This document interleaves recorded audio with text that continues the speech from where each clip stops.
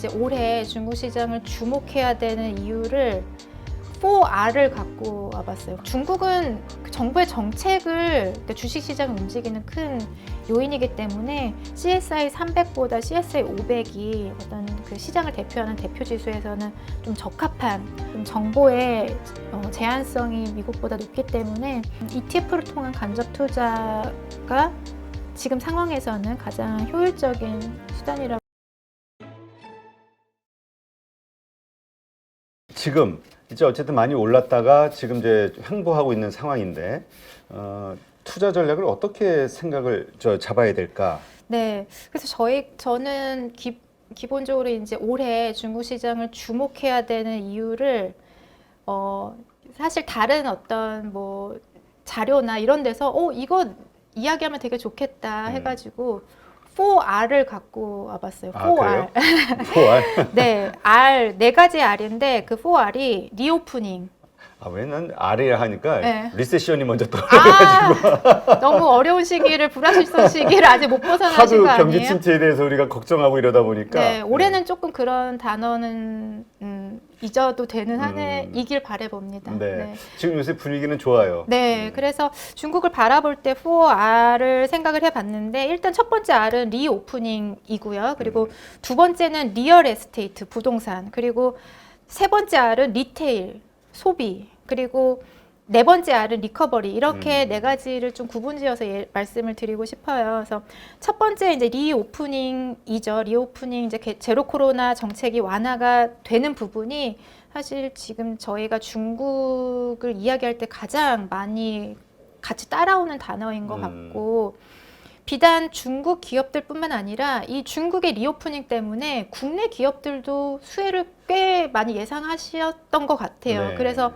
저희가 이제 작년 12월에 뭐 화장품주라든지 뭐 의류 관련주들이 중국의 리오프닝 수혜를 좀 배경으로 해서 많이 상승했던 부분이 중국의 이러한 그런 리오프닝이라고 생각이 들고, 아까 제가 이제 처음에 말씀드렸던 중국의 가계저축 잔고 추이, 지금 진한 파란색이 가계저축 잔고이고, 우리가 2016년, 19년 지수 그 추이를 조금 리니어하게 연결을 한 것이 이 점선인데 그 간격을 초과 저축 잔고라고 보시면 될 것 같아요. 네. 그게 지금 누적적으로 7조 위안이 쌓여져 있는 부분이기 때문에 우리가 조금 선제적인 선례로 생각할 수 있는 거가 바로 미국인 것 같아요. 미국이 조금 더 빠르게 코로나 정책을 완화하면서 눌려 있었던 펜트업 수요의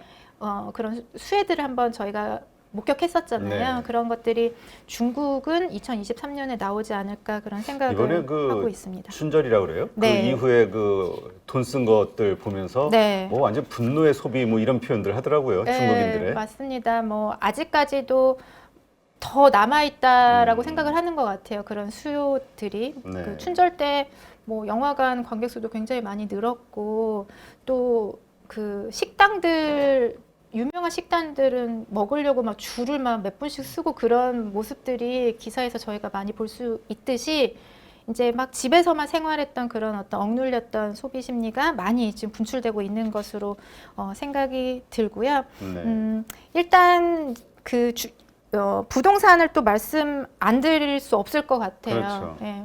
그 중국의 GDP에서 부동산 산업이 차지하는 게 15% 정도 되고, 지방 정부의 세수에서 부동산 관련된 그 세수가 한 20% 정도라고 하더라고요. 네. 근데 이제 중국의 이제 부동산 관련된 지표가 2022년 12월에 좀 바닥을 다지는 것들이 좀 확인이 되고 있는 상황이고, 여기에다가 중국 정부가 이제 금리 자체를 낮추는 그런 행보를 보이고 있습니다.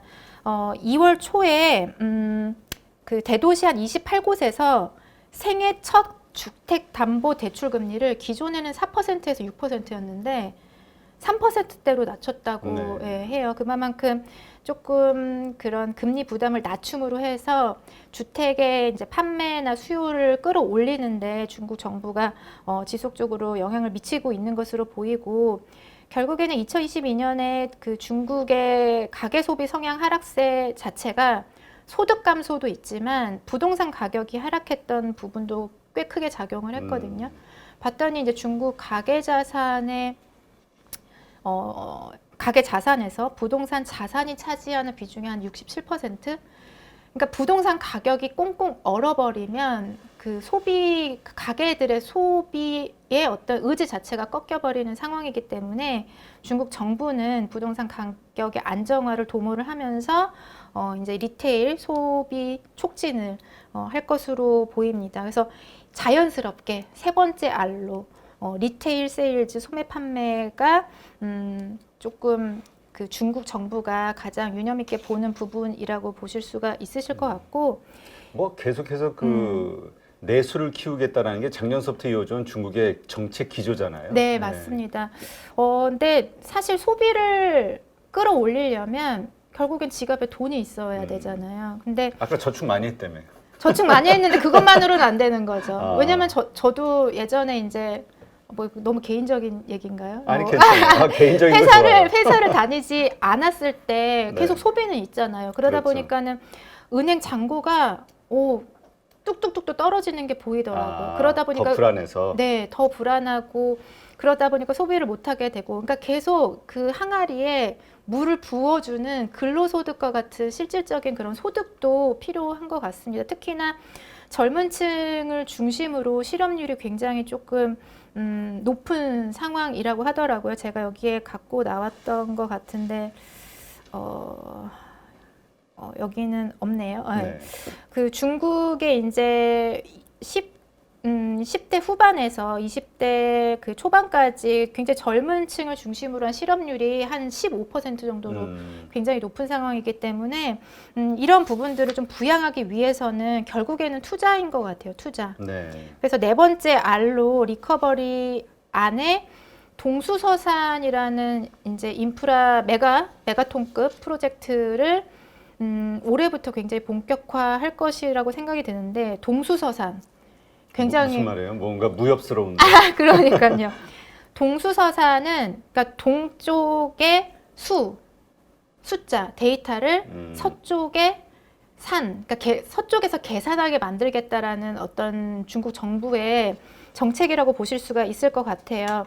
아무래도 이게 우리가 뭐 최근에 챗 GPT라든지 AI라든지 이런 것들 다 그 방대한 데이터를 어떻게 활용하느냐의 문제이고, 그러다 보니까는 데이터 센터의 중요성이 굉장히 커지고, 데이터 센터를 돌리기 위해서는 막 엄청난 에너지원이 필요한데, 그 에너지원이 굉장히 저렴하고 토지가 많은 서쪽에다가 데이터 센터를 지어서 이제 동쪽의 어떤 그런 디지털 산업을 부양시키겠다는 중국의 정책이거든요. 네. 근데 이거는 비단 이제 어떤 일자리 창출뿐만 아니라 중국도 지역 간 그 성장 불균형이 굉장히 심하잖아요. 동쪽은 엄청 잘 살고 서쪽은 소득 수준도 낮고, 그러다 보니까는 이 서쪽의 투자를 통해서 이 동쪽과 서쪽의 어떤 균형을 맞춤으로 해서 중국 정부가 항상 말하는 공동부유, 우리 인민이 모두 같이 잘 살고 행복한 그런 사회를 만들겠다, 이런 것들을 꾀하는 것이 바로 동수서산 프로젝트라고 보실 수가 있으실 것 같아요. 그래서 이러한 부분들이 뭐 과거에는 저도 막 이러한 메가톤급 프로젝트들이 언제 있었을까 봤더니 2000년 초반에 중국에 꽤 많이 있었더라고요. 그때 뭐 서전동송이라고 해서 서부의 자원으로 생산된 전력을 동쪽으로 뭐 보낸다, 이런 또 프로젝트도 있었고, 서기동수, 서부의 천연가스를 동부로 전송을 하겠다, 이런 식의 어떤 메가톤급 그 경제 부흥을 위한 프로젝트들이 있을 때 굉장히 일자리 창출이 많이 됐었던 사례가 있습니다. 그래서 그때의 사례를 이제 바탕으로 20년이 지난 지금 동수서산이라는 프로젝트를 통해서 중국 정부가 이제 일자리 창출, 그렇다면은 가게들의 소득 증가, 이제 소비 증가로 이어질 수 있기 때문에 이런 부분들 좀 저는 4R을 유념 있게 가슴속에 새기고 중국 투자를 해야 될 것이라고 생각을 하고, 그래서 이제 어떻게 중국을 투자 전략을 어떻게 가져갈 왜냐면 것이냐. 우리가 딱 해외 투자할 때 네. 우리가 귀에 익으면 좀 안심하고 갈 수 있는데 네. 중국 같은 경우는 좀 여러 가지 좀 개별적으로 좀 불안한 경우들이 있잖아요. 맞습니다. 그래서 이거는 뭐 섹터를 담는다든가 시장을 담는다든가 ETF를 하는 게 좀 괜찮지 않냐 이런 의견들이 있기는 해요. 맞습니다. 거기에다가 중국은 여전히 아직도 그 외국인 투자가 제한된 시장들이 꽤 많아요. 그런 부분은 ETF라는 간접 상품을 통해서 또 투자를 할 수 있기 때문에 그래서 저희는 앞에서 말씀드렸던 그 리오프닝, 내수가 좋아지고 그런 부분에 있어서는 또 투자, 그 동수서산 프로젝트 이런 것들을 생각을 한다라면은 뭐 산업재라든지 소재, 소비재들이 좀 많이 포진되어 있는 그런 ETF를 찾아서 투자하는 그런 전략도 좀 필요한 것 같고 그리고 중국은 그 정부의 정책을 정말 아까도 말씀을 드렸지만 이 정책이 시장을 움직이는, 그러니까 주식 시장을 움직이는 큰 요인이기 때문에 중국 정책에 포커스 맞춰서 투자하는 전략도 좋을 것 같고요. 그리고 결국에는 우리가 러시아 우크라이나 사태를 통해서 에너지 안보에 대한 그런 생각들을 각국에서 많이 하게 되고 투자를 이제 신재생 에너지를 많이 할 텐데 그 신재생 에너지 특히 태양광 안에서 중국의 어떤 높은 시장 지배력을 우리가 확인할 수 있었고 뭐 그런 부분에 공감을 하시는 분들이라면은 또 관련된 ETF가 있기 때문에 오늘은 좀 그런 부분에 있어서 저희 이제 신한 자산운용 솔 차이나 ETF들 연결해서 조금 말씀을 더 네. 드리고자 합니다. 네. 그래서 중국 리오프닝 수혜 차이나 강소기업 CSI 500 ETF인데요. 이게 CSI 500 하면은 어디다 투자하는 것 같으세요? 그냥 그 중국 증시에서 네. 1위부터 500개 담는 거예요? 그렇게 대부분 말씀하세요. 그래서 제가 여기서 정말 또 한 가지 짚어드리고 싶은 게 301위부터 800위까지 투자하는 게 CSI 500 지수입니다. 아, 중소 기업들 중심으로. 네, 맞습니다. 그러니까 중국의 이제 우리나라의 코스피 200과 같은 지수가 CSI 300이라는 지수가 그렇죠. 있어요. 그래서 그 CSI 300의 이제 대형주 그리고 그 301위부터 800위까지의 중소형주에 투자하는 대표 지수가 이제 CSI 500인데 기존에 저희가 그 차이나 중소형 CSI 500 ETF라는 네이밍으로 상장이 되어 있다가 최근에 네이밍 변경을 했습니다. 강소기업. 아, 그래요? 강소기업. 네, 이게 조금 투자자분들에게 오해의 소지가 있을 수도 있겠다는 생각을 했어요. 왜냐하면 중소형 하면은 왠지 변동성 클 것 같고 위험할 것 같고 일단 작은 기업들 네. 가지는 어떤 이미지가 있죠. 네, 그렇기 때문에 저희가 이제 증권사 리서치 중국 애널리스트 분들한테 좀 자문을 구해가지고 이 CSI 500의 이 CSI 500을 조금 잘 설명할 수 있는 단어가 무엇이 있을까요? 했더니 이렇게 면면을 한번 살펴보시고 기업들의 딱 보니까는 시가총액은 대형주보단 작지만 굉장히 그 산업 내에서 경쟁력을 갖고 있는 강한 기업들로 이루어져 있는 것 같다. 그래서 강소기업, 작지만 강한 기업들에 투자하는 ETF. 그래서 이렇게 네이밍을 최근에 변경하게 됐습니다. 아, 그래요. 네. 그 이게 1위부터 300위까지는 그 CSI 300이 있고 네. 301부터 800, 그러니까 800까지. 800까지 투자하는 해당하는 기업들이 들어가 있다. 그래서 이제 CSI 500 ETF는 국내 주식시장에는 좀 유일한 상품이 솔차이나 강소기업 CSI 500 ETF라고 보실 수 있으실 것 같고요. 이게 제가 이제 동수서산을 지속적으로 말씀을 드렸는데 동수서산이라는 프로젝트가 한 2020년부터 계속 이야기가 나오다가 그래 이제 본격적으로 시행이야 이렇게 발표가 된 게 2021년 2월이었어요. 그래서 지금 화면에서 보시는 좀 회색의 저런 영역을 보시면 이제 CSI 500과 CSI 300, 그러니까 대형주 대비 중소형의 성과 그 갭을 보실 수가 있는데 2021년 초부터 많이 조금 중소형주가 굉장히 성과가 좀 좋게 나타나면서 대형주를 그 아웃퍼폼하는 그런 모습을 보실 수가 있고 그리고 아무래도 이제 증시 자체가 좀 회복 국면에 들어갔다라고 생각을 하면은 중소형주가 대형주 대비 움직임이 좀 크게 나타날 수 있기 때문에 또 그런 부분에 있어서 중소형주의 좀 양호한 상승 흐름이 나타나지 않을까 그런 생각이 들고요. CSI 500, CSI 500의 섹터 구분을 한번 보시면 앞에서 말씀드렸듯이 이제 산업재가 한 23% 정도, 그리고 글씨가 좀 작아서 안 보이실 텐데 네. 이제 소재 같은 경우가 20% 정도 되고 IT가 13%, 그리고 뭐 필수 소비재라든지 자유 소비재 합해서 한 12% 정도 나타내고 있는 그 섹터 성격을 보실 수가 있습니다.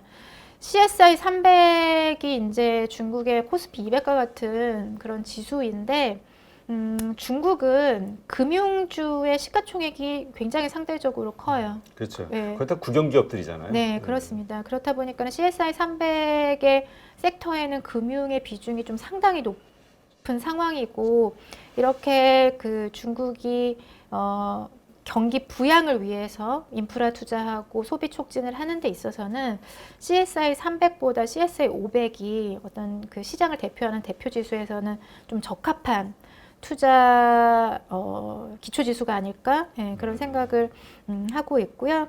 뭐 사실 이게 500개 기업에 투자를 하다 보니까 어떤 특정 기업이 뭐 유의미한 비중을 차지한다기보다는 이렇게 섹터 성격으로 접근하시는 게 더 좀 적합한 투자라고 생각을 하고 있어서, 우리가 그 미국 쪽에 그 러셀 지수 포함되어 있는 주식들이다 이렇게 생각하면 되는 거 아니에요? 쉽게? 맞습니다. 네. 저희 이제 러셀 2000이 미국을 대표하는 이제 중소형주 지수인데 최근에 흐름 굉장히 그죠. 좋더라고요. 오를 때는 빠질 때는 좀 더 크지만 네. 오를 때는 또 이 상승폭이 커요. 대형주들보다는. 맞습니다. 그래서 제가 뭐 오늘은 중국 얘기를 하지만은 미국의 이제 대표 지수로서 보는 게 이제 러셀 2000 중소형주, 그리고 S&P 500, 그리고 기술주 중심의 나스닥, 그리고 이제 중후장대 기업의 다우 지수를 보잖아요. 네. 근데 작년을 봤을 때 다우는 상대적으로 하락폭이 한 9% 정도였고, 나스닥은 한 33%, 그리고 중소형주 러셀 2000도 한 20% 하락을 했는데, 올해는 흐름이 완전히 다릅니다. 뭐 아시겠지만 나스닥도 거의 한 10% 후반 상승을 하고 그렇죠. 있고, 러셀도 10%가 넘는 상승을 기록하고 있는 반면 다우는 2% 정도밖에 상승을 안 했더라고요. 그래서 뭐 중국도 글로벌하게 이제 금리, 각국 중앙은행들이 이제 금리 인상 사이클이 하반기로 돌입하고, 특히나 중국은 뭐 다른 중앙은행들이랑 다르게 좀 완화적인 기조를 계속 유지하고 있기 때문에 뭐 좀 성장주나 또 중국 정책 관련주들이 좀 좋은 흐름 나타낼 수 있을 거라고 생각을 하고요. 두 번째 투자 솔루션으로는 이제 육성산업 액티브 ETF가 있습니다. 요거 보고서는 이거 되게 흥미롭던데. 네. 육성이라는 말이 좀 그러니까 재밌지 않으세요? 네. 뭐죠? 이제 그 중국 정부에서 이거는 키워야 돼. 이렇게 이제 딱 집어넣고 밀어주는 맞습니다. 산업들이죠. 맞습니다. 그래서 이게 그래서 육성이에요. 정부가 육성하는 산업에 투자하는. 이것도 옛날 그 육성회비 떠오르네. 뭐 너무 너무 오래전 너무 단어인가? 오래전 단어긴 하지만 저는 또 이해가 되는 저도 옛날 사람. 그래서 이게 기초 지수가 과창판 50이라는 지수예요. 네. 근데 과창판이라는 게 상해 거래소에 있는 기술주 중심의, 성장주 중심의 새로운 보드인데, 이 탄생의 배경이 무엇이냐? 정부의 의지였어요. 이게 그렇죠. 정부의 대폭적인 지원 하에 개설 제한에서 시장이 개설되기까지 8개월밖에 안 걸렸다고 하더라고요. 그러니까 그 시진핑 주석이 우리가 이러한 산업에서 다른 국가들 대비 경쟁력을 가져야 되니까 조금 작은 그런 기업들에게 새로운 어떤 주식시장을 열어주면서 자본을 많이 이끌어낼 수 있는 그런 바탕을 만들어주자 해서 생겨난 게 바로 과창판이고 2019년부터 그 시장이 개설이 되었고요.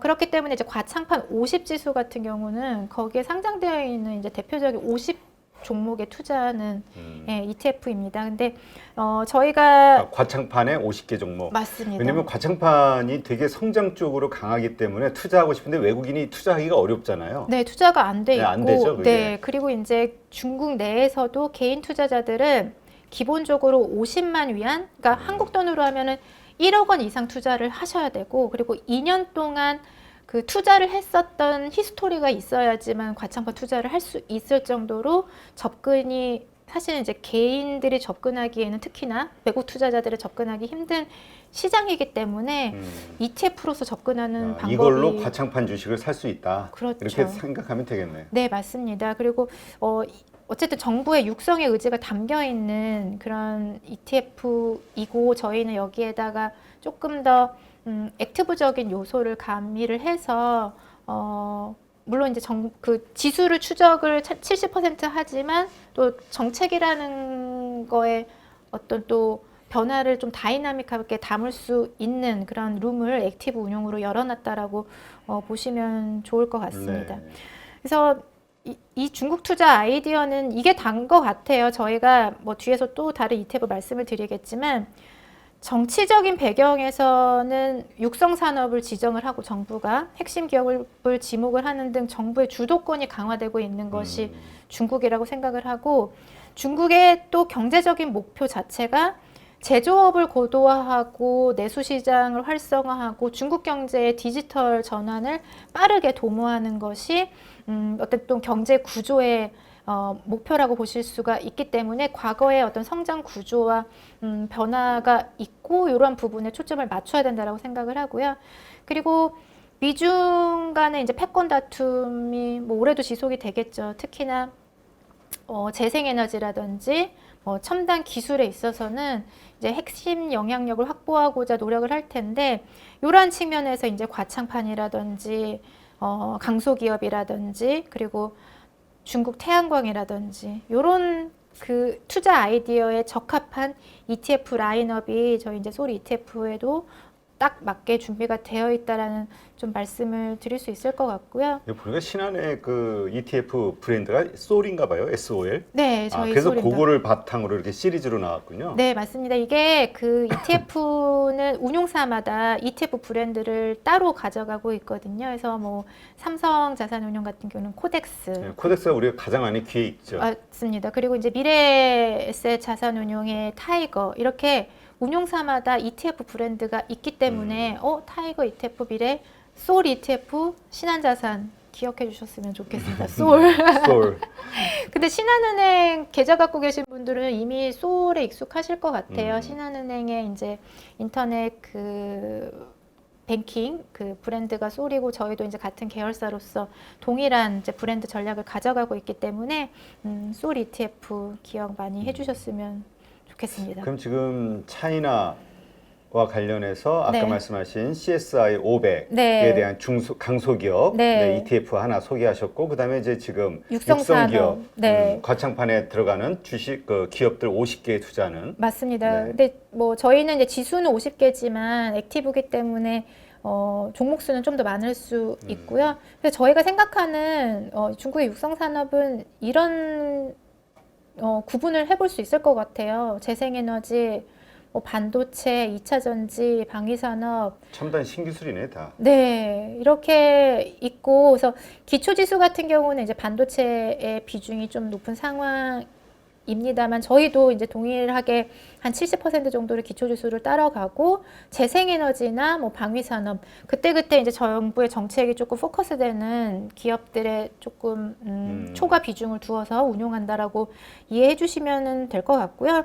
지금 그 과창판 50지수의 상위 종목 한번 보시면, 트리나 솔라와 같은 이제 태양광 관련한 그 기업이 한 8% 정도 비중 차지하고 있고, 그리고 스믹 익숙하시죠? 스믹 이제 반도체 관련된 기업도 한 8% 정도 차지를 하고 있는 등 뭐 신재생 에너지나 반도체 이런 주요한 기업들이 지수 상위에 포진해 있는 것을 보실 수가 있을 것 같습니다. 뭐 이러한 흐름이고 세 번째 솔루션.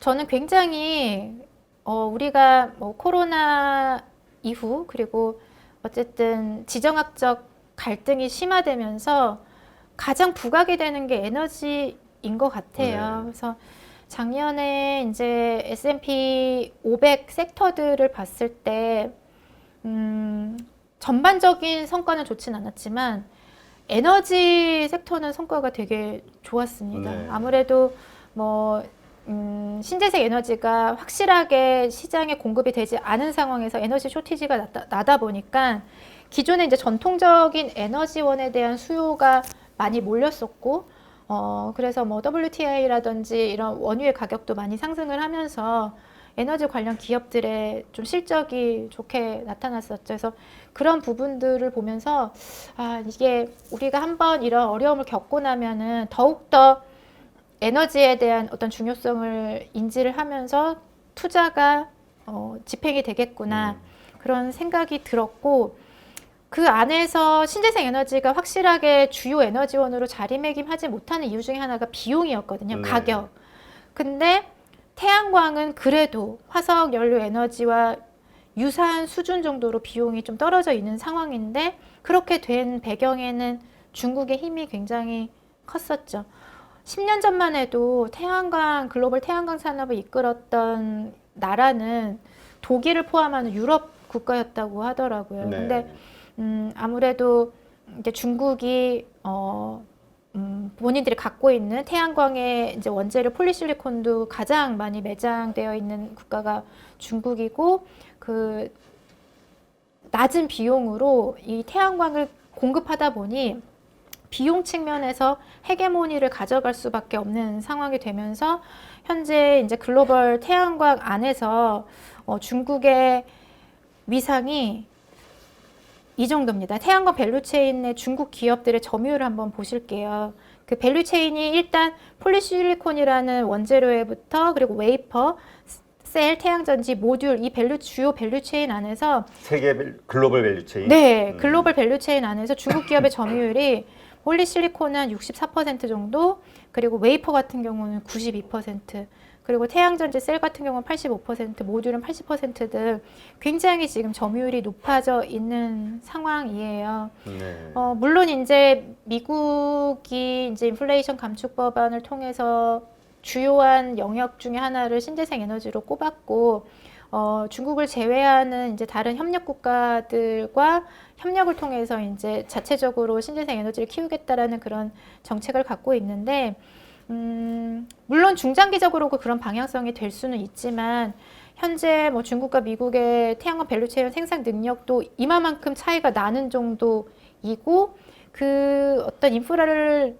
갖기 위해서 엄청난 투자가 필요한 상황이기 때문에, 그리고 원재료인 폴리실리콘 안에서 중국의 어떤 강점이 크기 때문에 쉽게 중국을 배제하고 신재생 에너지를 키울 수는 뭐 어려운 상황이다. 이런 좀 글로벌 전문 기관들의 의견도 있을 만큼 시간이 소요될 것 같다는 생각이 들어요. 그래서 네. 당장 신재생 에너지의 투자를 위해서는 중국의 어떤 강한 그런 영향력이 지속이 되지 않을까 그런 생각이 들고, 중국은 중국 내수 안에서도 그 태양광 설치의 수요가 많이 증가하고 있기 때문에 그런 부분도 저희가 중국 태양광을 좀 긍정적으로 보는 그런 포인트라고 말씀드릴 수 있을 것 같습니다.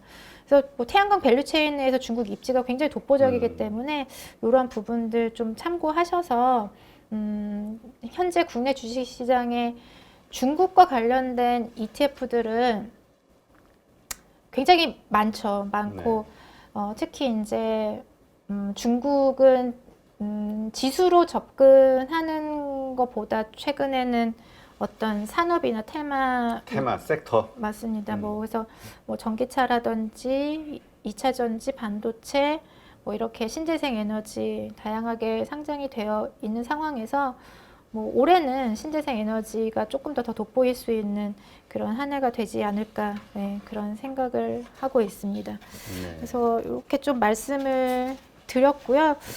뭐 이제 앞으로 뭐 저희가 이제 그 ETF가 22개 정도 되는데 소울 ETF가 네. 그 안에서 이제 3개 차이나 라인업을 갖고 있다라는 부분은 비중으로는 꽤 높은 거죠. 그러니까 그만큼 저희가 이제 중국을 주요한 투자처로 생각을 하고 있고, 아무래도 미국 증시 대비 굉장히 개인들의 접근성이 어려운 상황이고, 언어적인 장벽도 있는 것 같아요. 우리가 뭐 미국 증시 같은 경우는 조금만 찾아보면은 뭐 구글에서도 그렇고 네이버에서도 그렇고 정보를 찾을 수가 있는데, 중국은 그런 좀 정보의 제한성이 미국보다 높기 때문에 ETF를 통한 간접 투자가 지금 상황에서는 가장 효율적인 수단이라고 생각을 하고 있습니다. 네.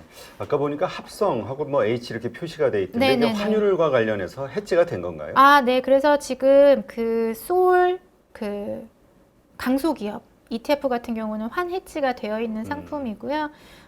지금 차이나 태양광과 육상산업은 환이 오픈되어 있는 상품이라고 보시면 될 것 근데 같습니다. 뭐 중국 위안화하고 한국은 뭐 거의 비슷하게 움직이기 때문에 네. 예, 글쎄요 어떻게 하는 게 더 유리한 건지 잘 모르겠네요. 그쵸. 근데 해외 투자는 아무래도 이제 이런 것 같아요. 그 증시나 그 기업들의 그 경제가 상대적으로 좋아진다라면은 그 국가의 통화도 같이 강세가 될 거라는 그런 좀 생각 때문에 해외 증시는 대부분 환 노출형 전략으로 지금 많이 상장이 되어 있고, 다만 뭐 요즘은 그러니까 그 US 달러가 굉장히 조금 변동성이 많이 커지면서 미국 투자하실 때 나 모르겠고 이 환까지 내 투자 수익에 생각하고 싶지 않아 하는 투자자분들의 니즈가 많이 확대가 되고 있기 때문에 최근 상장되는 해외형 ETF는 두 가지 버전을 다 고려한, 예, 그러니까 옵션을 드리는 거죠. 투자자분들한테 그냥 뭐랄까 주식 가격만 보시고 싶으신 분은 환해지 H라고 붙어 있는 ETF 하시면 되고, 난 그래도 내가 결국에는 이 시장을 좋게 본다라는 거는 이 경제가 상대적인 우위를 가져갈 것이라는 생각일 텐데, 그렇다면 나는 환에도 베팅해 보겠어. 이런 분들은 H가 달려있지 않은 환 노출형 ETF를 선택하시는 그런 그 옵션이 굉장히 국내 주식시장이 다양해지고 있다. 예, 말씀드릴 수 있을 것 같습니다. 네, 알겠습니다. 네, 오늘 이렇게 해서 그 신한자산운용에서 운영하고 있는 그 중국 관련 세 가지 ETF에 대해서 저희가 좀 봤는데, 네. 우리 가족분들은 뭐 성향에 따라 다 다를 것 같아요. 네, 맞습니다. 예, 저는 과창판에 대해서 원래 관심이 있었다 보니까 그 두 번째, 네, 육성산업 액티브 육성산업 ETF 같은 경우가 좀 호기심이 가는데, 네. 근데 어쨌든 우리가 살 때는 아무리 좋은 거라더라도 좋은 가격에 사야지 돈을 버는 거잖아요. 맞습니다. 그러니까 지금 아까 말씀하셨듯이 ETF도 많이 올라와 있겠죠, 지금 가격대는? 그래도 그 중국 투자가 H 지수를 중심으로 많이 상승을 했기 때문에 중국 본토는 올해 더 좀 뒤늦게 3월 양해를 전후로 해서 좀 탄력을 받을 수 있지 않을까, 네, 그런 생각을 하고 있습니다. 네. 하여튼 좀 우리가 잘 차분하게 보면서 좋은 가격대 기다리는 거. 네. 그리고 이것도 어떻게 우리가 중국 투자 이걸 만약에 한다 했을 때 그건 장기 투자로 봐야 돼요? 아니면 어떤 그 순간순간의 그 모멘텀, 예를 들어서 그래 양회 이후에 좋아질 거야. 그 이후에 뭐 매도를 해야지. 이런 식으로 좀 짧게 봐야 될까요? 저는 이제 그 강소기업 같은 경우는 우리가 그 주식 투자를 할 때 이게 순환적인 어떤 변화인지 구조적인 변화인지 항상 고민을 하잖아요. 그래서 네. 강소기업 같은 경우는 이제 순환적인 변화에 대응하는 ETF라고 생각을 해요. 중국이 꽁꽁 묶여 있었던 그 방역에서 기조가 완화되고 지금 이제 정책적으로 작년에 힘들었던 한 해를 메이크업하고자 하는 그런 흐름이기 때문에 좀 단기적인 호흡에서, 그렇다고 뭐 이렇게 뭐 레버리지 인버스처럼 그렇게 짧은 호흡이 아니라 지금 변화되고 있는 그런 순환적인 변화를 캐치하는 것이 강소기업 ETF 같은 ETF라고 생각이 들고요. 근데 육성산업은 다르죠. 육성산업은 중국, 그리고 특히나 액티브 운용이기 때문에 중국의 어떤 중장기적인 정책을 잘 모니터링하면서 이 ETF를 들고 있으면은 그 안에서 그 정책의 로테이션도 해주는 액티브 ETF이기 때문에 좀 중장기적인 호흡에서 접근해도 되는 ETF가 육성산업 액티브 ETF라고 생각이 들고요. 그리고 이제 태양광 ETF는 우리가 결국에는 신재생 에너지원으로 이제 넷제로 목표를 갖고 있는 상황에서 이것도 이제 중장기적인 호흡에서 바라봐도 되는 ETF가 아닐까 그런 생각을 합니다. 네, 알겠습니다. 네, 하여튼 이렇게 해서 오늘 ETF, 앞으로 좀 ETF 관련해서 네. 신한자산운용에 가지고 있는 ETF 상품들도 그렇고요. ETF의 다양한 ETF를 통한 다양한 방식의 투자법에 대해서 앞으로 좀 스터디를 할 예정인데, 네, 하여튼 오늘 좋은 인사이트가 된 것 같습니다. 네, 감사합니다. 중국에 대해서. 네. 네, 다음에 또 뵙도록 하고요. 네. 네, 오늘 수고 많으셨습니다. 네, 감사합니다. 네, 고맙습니다.